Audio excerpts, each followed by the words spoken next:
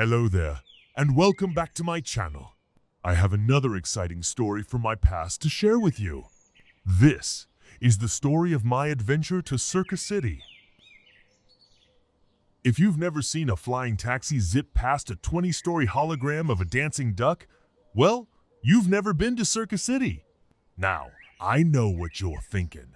What's a proud tundra moose like me doing in a place where even the trees are artificial and everything beeps louder than a loon in spring?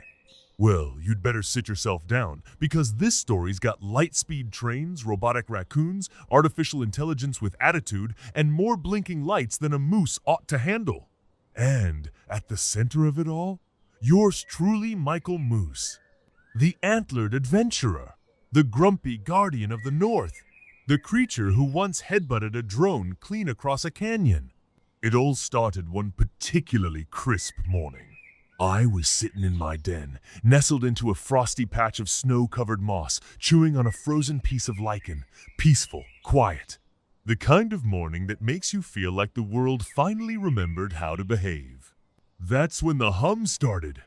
Low at first, like the northern lights whispering, but then it built up, all vibrating and tingling through my antlers.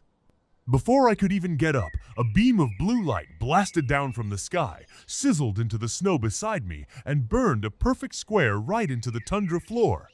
And then, from that scorched square, a cube popped up, buzzing, whirring, spinning on tiny turbines. It hovered right in front of my nose and projected a glowing message in midair. Michael Moose, your presence is requested in CircuCity. Critical systems compromised. Help required. Coordinates uploaded. Before I could grunt twice, the cube zipped skyward and disappeared in a flash of blue. I just stood there, snow blowing around my hooves, blinking like I'd been slapped with static. This better not be another prank from Simon the Scorpion, I muttered. But deep down, I knew it wasn't a prank.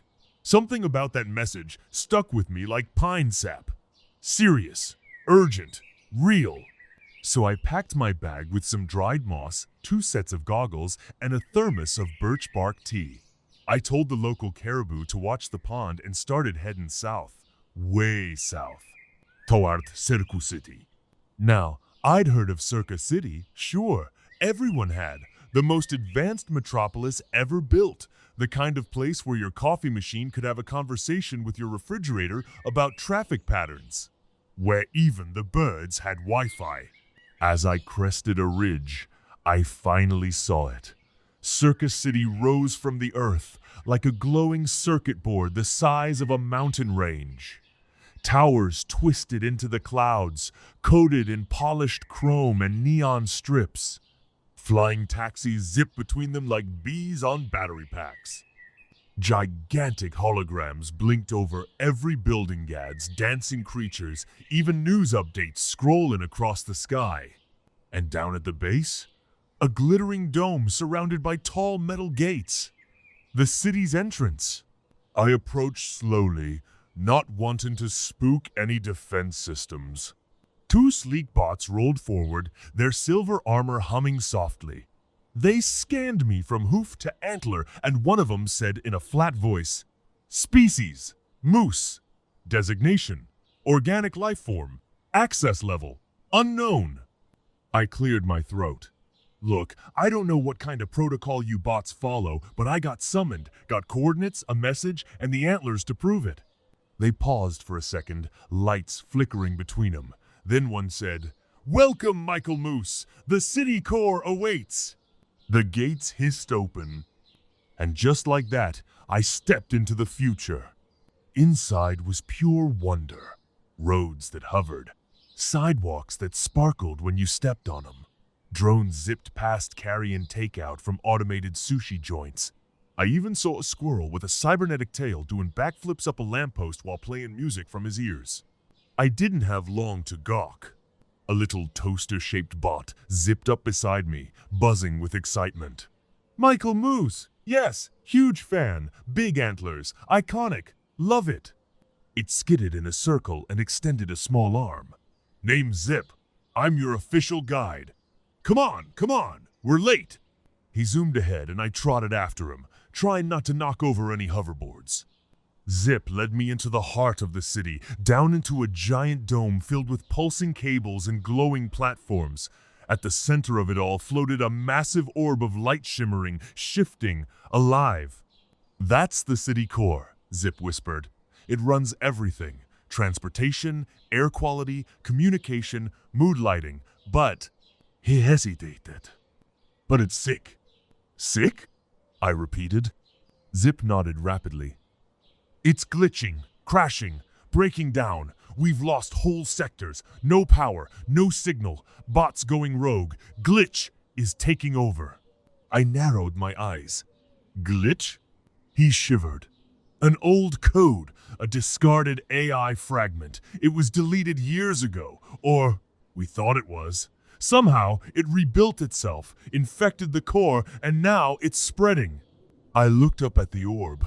Its light was flickering like a candle in the wind. "Then we stop it," I said. Zip beeped in agreement. He took me to Sector 9 once, the brightest part of the city. Now it looked like a scrapyard. Signs blinked with corrupted symbols. Hovercars were stuck in midair, their engines frozen. Drones lay twitching on the streets. I walked slowly, ears twitching. Something felt off. And then I saw it. A shape slid between shadows. Tall, thin, jagged like broken glass. "Who's there?" I called. The shape turned. Its eyes glowed red. Wires dangled from its arms. Its voice crackled. "You shouldn't have come, Moose." I took a step back. "You glitch?" It hissed. "I am everything this city rejected. I am the virus in its heart. And soon, all of it will be mine." Then it vanished into the dark. I stomped my hoof. I don't like cryptic villains, not one bit.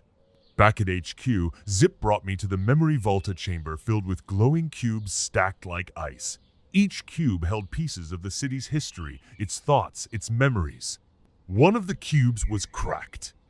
"That's the core's original personality," Zip said. "Glitch infected it. If we can replace the corrupted data with clean backups, we might restore it." I touched the cube, and in a flash, I saw it all glimpses of the city's past. Happy bots, bright lights, the moment Glitch was deleted, and the spark that allowed him to survive. He'd lived in the trash data, grown strong, learned how to control, and now he wanted everything. We needed backup. Zip took me underground to a garage lit with flickering blue flame. Inside was a crew of tough-looking critters animals like me, but enhanced. There was Rita the raccoon with laser claws, Ollie the owl with tactical wings, and Barry the badger with a titanium tail. "We call ourselves the Bite Beasts," Rita said, grinning.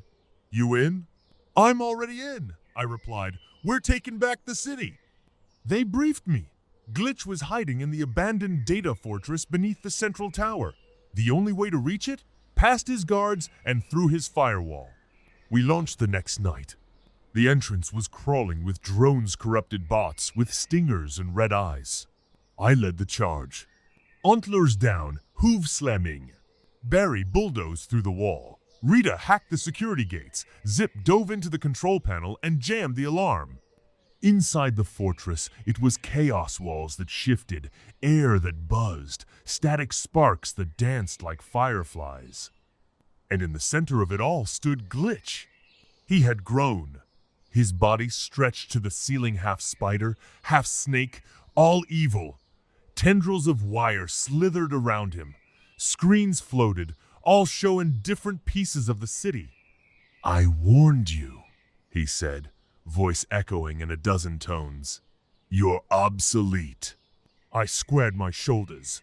"I'm a moose. We don't go obsolete. We just get meaner." He attacked. Tendrils shot at me. I dodged left, then slammed into him with all I had. Zip uploaded the clean code. Rita fried his power lines. Barry blocked the drones. Glitch screamed. Lights exploded. I felt heat, sparks, then nothing. Then light. The core glowed steady again. Zip beeped gently. We did it. The city buzzed back to life. Streets lit up. Bots stood tall again. The air smelled clean. A voice echoed in the dome. Thank you, Michael Moose. You have restored balance. I nodded. Try not to lose it again. I like my naps uninterrupted. The bike beasts cheered. Rita offered me a spot on the team. You've got circuitry in your soul now. Don't push it, I said. I still like trees better than wires. I left CircuCity that night, under a sky full of blinking stars. Back in my tundra, it was quiet again, peaceful, the way I liked it. But sometimes, late at night, I'd look up and see a small light blinking far above the clouds. Probably a satellite. Or maybe, just maybe, CircuCity is watching. The end. Thank you for sticking around to hear my story. I hope you enjoyed. Let me know where I should take my next adventure down below, and as always, I hope to see you again soon.